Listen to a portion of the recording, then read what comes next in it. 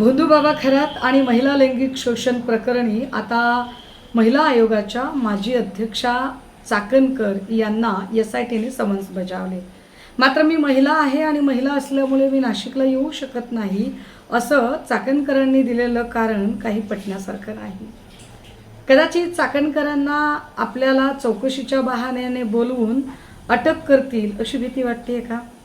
पण मुळात चाकणकरांना अशी भीती का वाटते? कर नाही त्याला डर कसले? जर चाकणकरांचा सगळ्या प्रकरणात काहीच सहभाग नसेल तर चाकणकर या चौकशीला सामोरे जायला घाबरतात का बरं? सगळ्यात महत्त्वाची गोष्ट, SIT जी या संपूर्ण प्रकरणावर काम करते त्या SITच्या प्रमुख सुद्धा तेजस्विनी सातपुते या एक महिलाच आहेत।